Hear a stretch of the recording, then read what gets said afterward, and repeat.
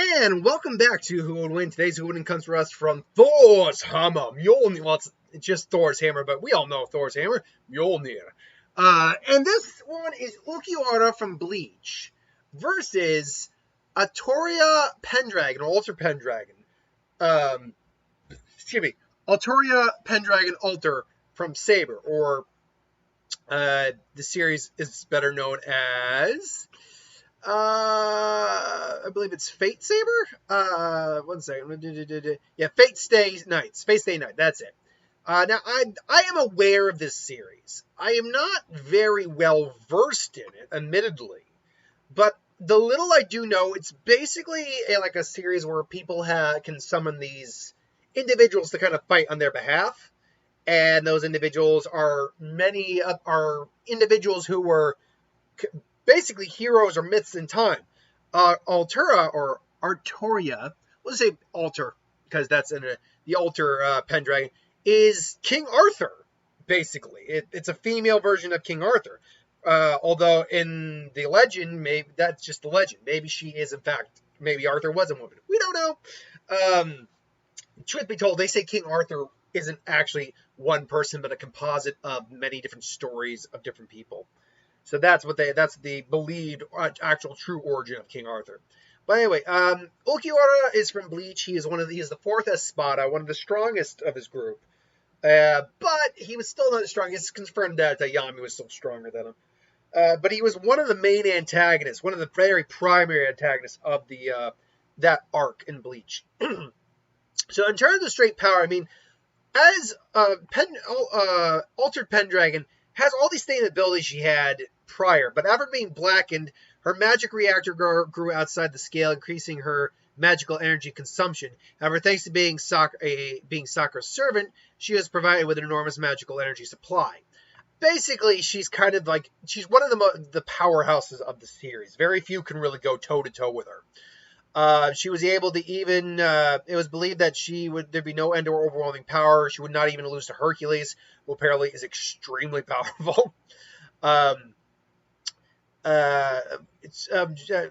In combat, she is extremely slow. She was able to actually move. She was actually able to swing her sword at the speed of light, which is no small feat. Light speed is no small feat whatsoever. Although Hercules smashed her, she's able to basically greatly outmatch. The disparity in strength between Saber Alter and Saber prior to her darkening is such that whereas Artoria was greatly outmatched by Hercules and gravely injured in their first fight, Saber Alter was able to easily overwhelm him in a direct battle. And Hercules is able to smash and destroy mountains with his power. So she's got the power basically past like Mountain Smasher. In this stage, Alteria's luck has been greatly decreased. Although someone agrees that as a caster, he wouldn't stand a chance against Saber Alter, claims he could have finished her with just one strike had he been summoned as a Lancer. Now, I don't know the whole shtick of Fate Saber. That's one of those series I gotta get on at some point, because I hear it's pretty good. Usually, they fight as servants, where Gilgamesh would gain slight advantage due to his omnipotence and cunning. It's one of the things where she's not invincible, but she's extremely powerful. Excuse me. She does have something known as a noble phantasm. Now, a noble phantasm, from what we can tell, is her noble phantasm. In this form, she still wields Excalibur due to the nature of this divine construct as a sword that amplifies. When the saber was blackened, Excalibur blackened with her, becoming a Excalibur Morgan. In this state, the fact that it is the strongest holy sword does not change, and it can be considered even more dangerous than its regular counterpart due to Artoria wielding it to her heart's content without controlling her own magical energy. As such, to beat her in a one-on-one duel, her opponent would need to be skilled user of a noble phantasm. Let's be honest, that's not the only requirement. We're talking about in her universe. Don't say you can only beat her with this. Like, that's not what they're saying. They say it in her universe. Let's be fair. A contradiction. With their own noble phantasm that equals her, that's greater or equals hers, which is rare enough because there are few who have one that are as strong as hers. A contradiction since very few heroic spirits may possess a noble phantasm surpassing hers. Furthermore, thanks to the enormous mod supply granted her by Sakura, she can now invoke the noble phantasm without limits. Thanks to this, after Saber blackened in the Fuyuki Singularity, she began rampaging like a tiger released from a cage.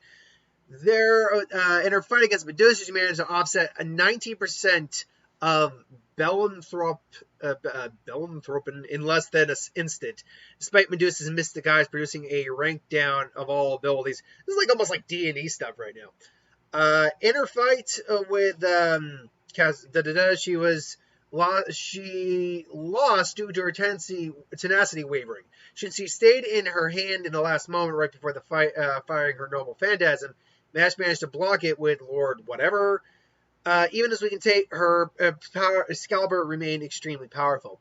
Wielding the most famous holy sword does not come without a disadvantage, however.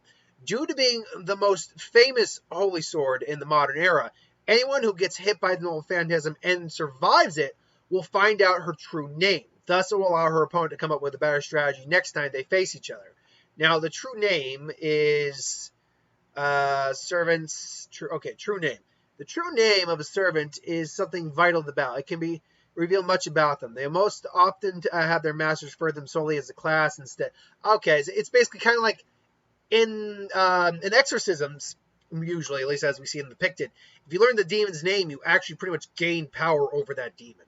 So that's kind of what this is. The more you learn about her, the more you can, the more you can devise a way to beat her.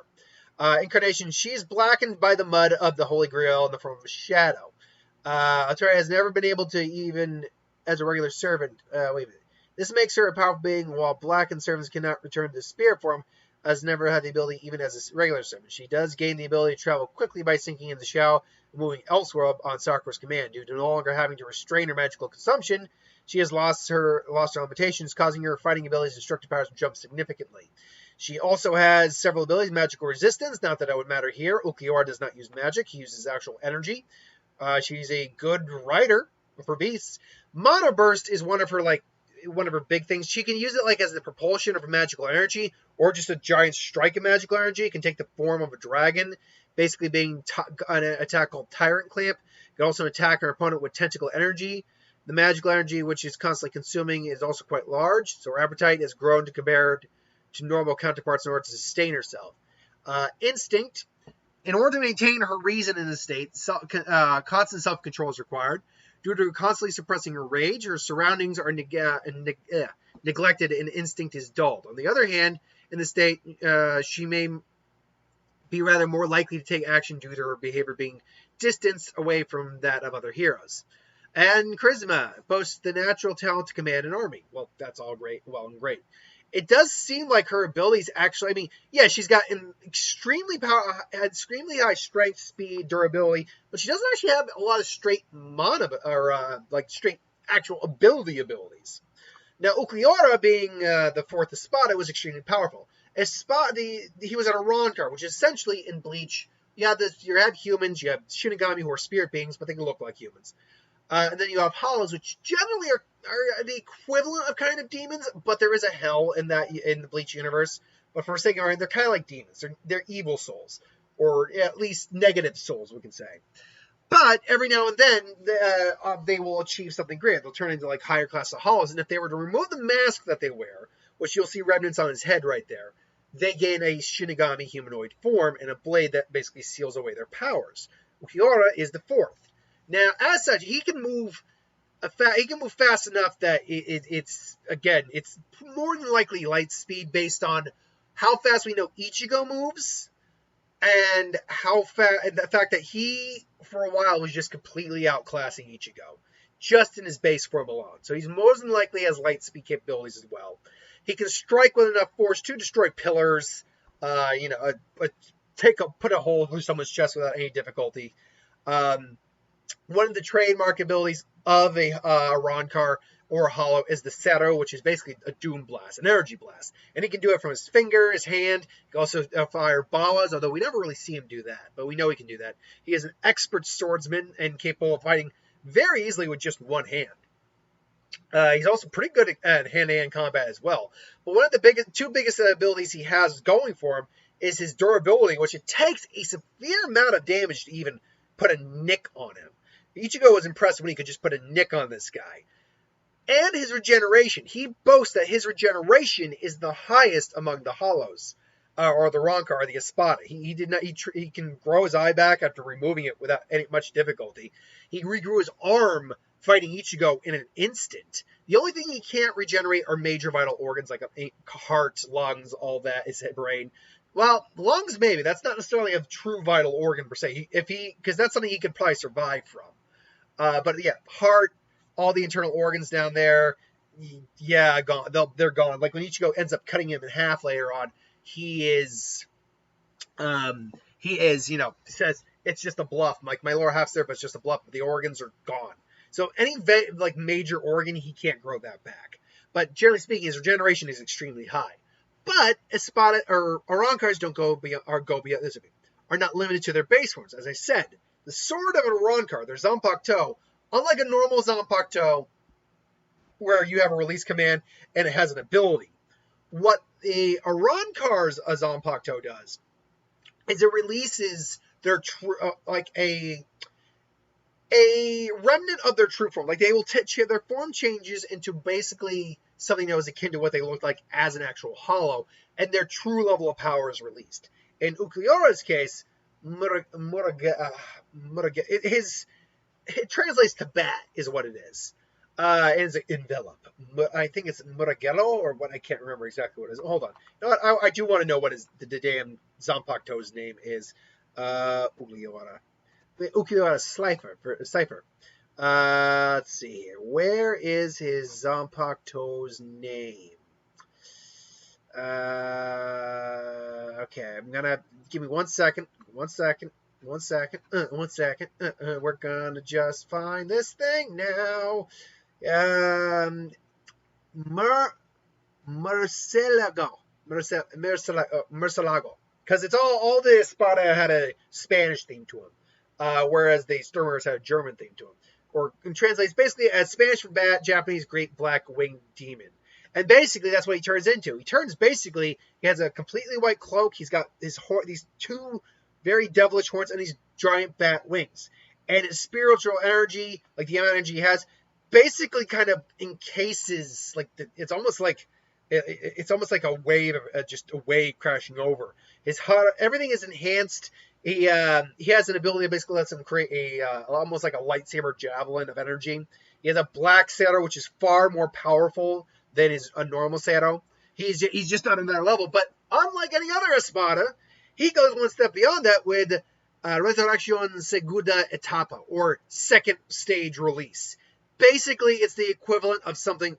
Basically, for Shinigami, you have your Shikai and your Bankai. The first release is just this base power, and then the Bankai is the full manifestation of your Zanpakuto. This is basically what that is. He goes even farther, turning into basically this furry Satan-like creature. And, he basically has all of his abilities still.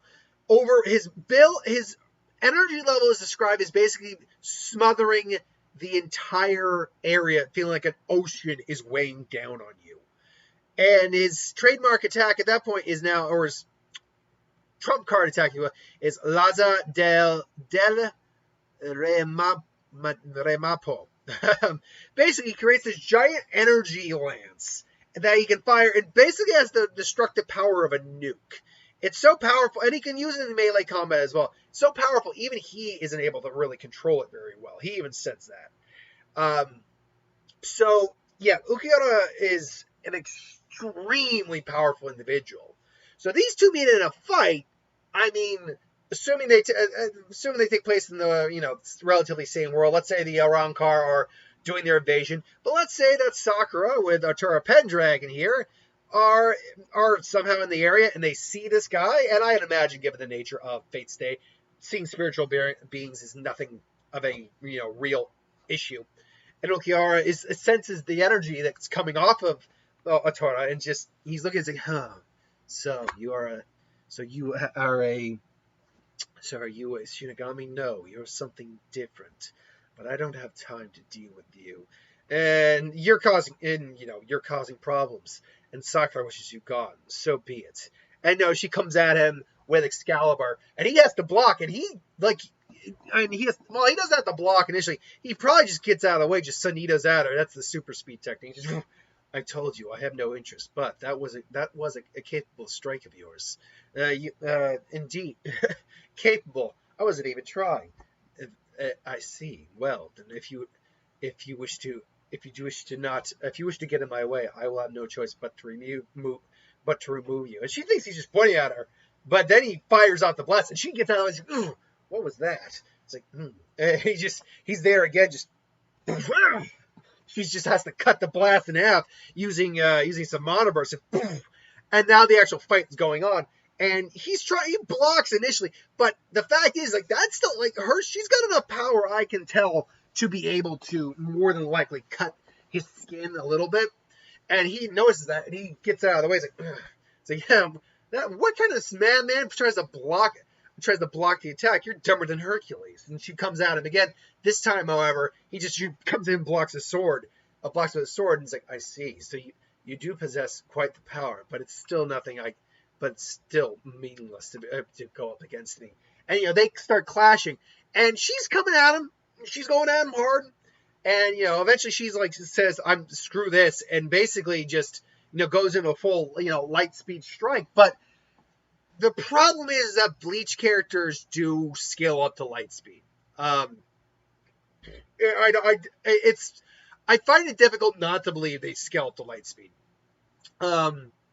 So especially once you get into like the higher, ranks in the series, most of them scale up to light speed, I think, pretty easily. And Ulquiorra could scale well past Ichigo for a while, and he was probably, when we're talking about Ichigo going all out, by the way, was able to move at light speed with Bankai more than likely. He was able to move in that area of speed, and Ulquiorra was like, that's cute, smack. So Ulquiorra's reflexes and it's just overall speed is more than enough to keep up with her, and she's actually like impressed. Like, I'm impressed. Most fall before me, before my power, but you don't even flinch. You're interesting, but you're also in the way. And then she summons the tentacles, and he actually gets grabbed by. It's like, oh, now be gone, mana burst. It's like tyrant clap. Oh, unfortunately, he just. It's like, I see, and he just blasts it back with a Zero, and they're clashing with each other. They're trying to overcome each other. Just. And he basically just cuts the tendrils and just reappears behind her, and she actually gets hit, and it's like, well, what? How are you doing this? It's like, what do you mean? How am I doing this? How am I doing this? I'm simply stronger than you. Please, that you must be joking. And this, I think, is where we see a problem. Like, again, I can't speak true for the Fate Stay universe. I haven't really watched much, but we know she's scaled like Hercules, who could like destroy mountains. But Bleach characters can destroy like countries, and their power alone, just by existing and flexing it in the real world, can cause people to stop existing. So, like, it's at least from what I can tell from the Fate Stay universe, the power scaling is a much different thing in this world. Truth be told, I don't even think Ulquiorra would actually have to use his Resurrection at all, or at least his Zanpakuto, to beat her down, ultimately. He probably could just tire her out, especially since she tried to cut him.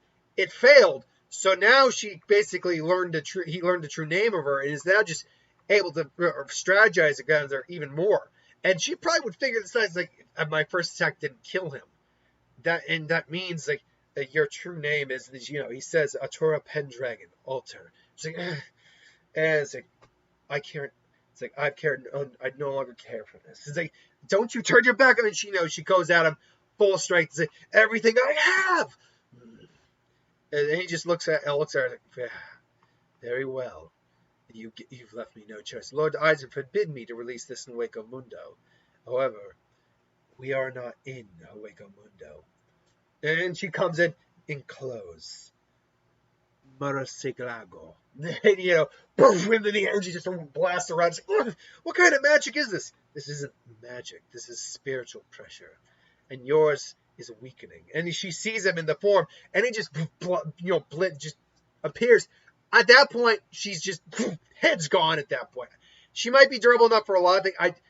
I don't think she can keep up with him at that point. Like, I go through all the trouble of releasing, and you couldn't even let him make it 1 second.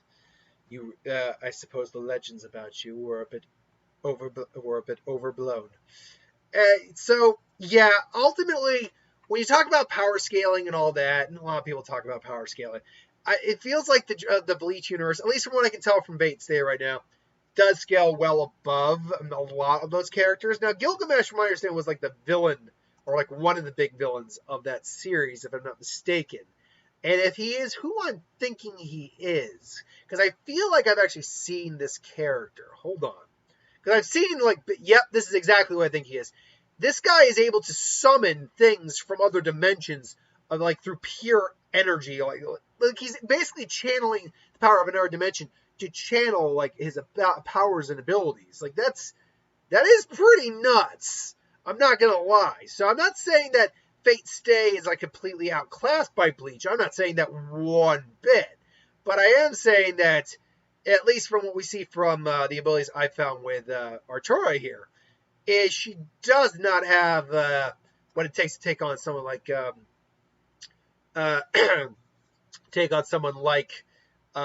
Ulquiorra. Yeah, Gilgamesh is the strongest heroic spirit. It could very well be a very different circumstance if Gilgamesh were fighting. But no offense to Babylon. Yeah, his no offense. I remember seeing this where he basically grants access to all the world's treasures that he collected during his life, which includes prototypes of the hero's noble phantasms, and he can launch them as the strongest arrows towards his opponent. While he may sometimes choose to wield them as regular weapons, he mainly fights by raining down an overwhelming amount of weapons on his opponent, each one of them fired at godless speed and fatal power. Saber weakened as servant please. The only way to stand a chance against him is to take him down before he gets serious and uses it. This is, if he has a natural weak point, it's a tendency to not fight seriously. Yeah, this guy, oh man, this guy's pretty freaking, beast. So, I mean, like I said, I'm not saying these characters are Bleach is naturally stronger than Fate's Stay, but I'm talking about from what we see from her to him, it does appear like he's got the overall advantage here in the fight. So my mind is on Ulquiorra Cifer.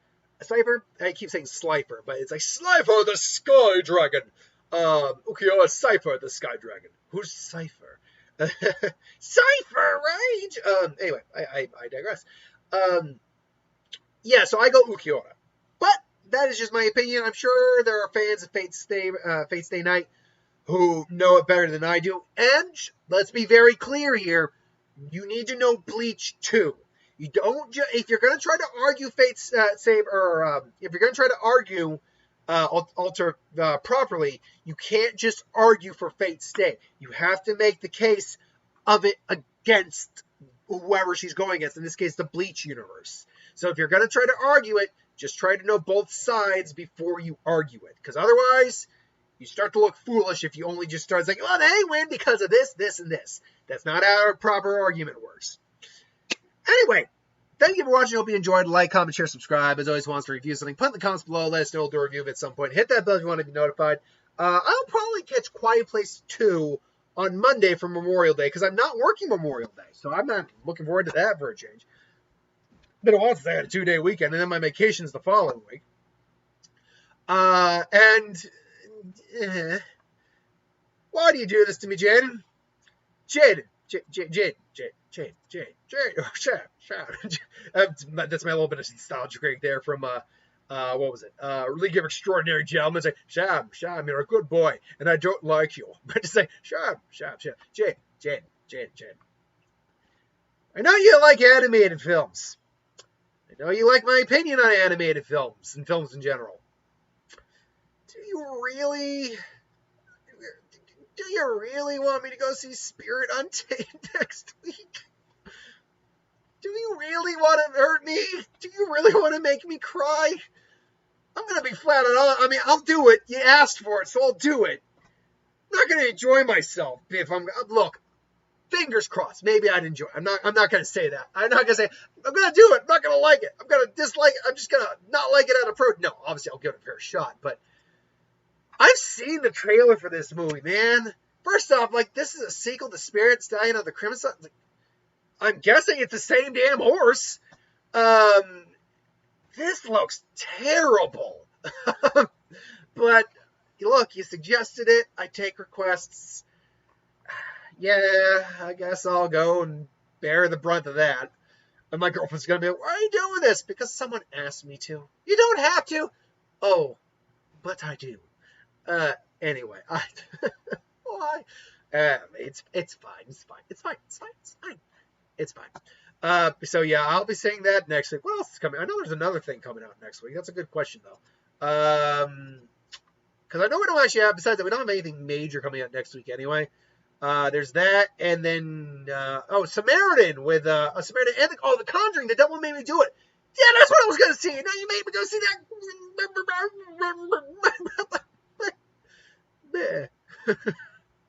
Oh well, they can't all be winners. Not every week's a winner. I mean, I've actually been very picky and choosy with what I've been seeing lately. And to be fair, we're only just getting back in the swing of things. And then the following week, I get In the Heights, which, all right, Lin-Manuel Miranda. I liked Hamilton. I didn't see it live. I saw it on the Disney Plus, but I liked Hamilton. I mean, I did. I liked it. The songs are good. It was all good. Am I in love with it like everyone else is? I don't know if I go that far, but I liked it. I'd listen to the music again. Hell, I actually occasionally do from when I'm time. Same like Greatest Showman. But anyway, I digress. Thanks for watching. Hope you enjoyed. And I'll catch you folks later.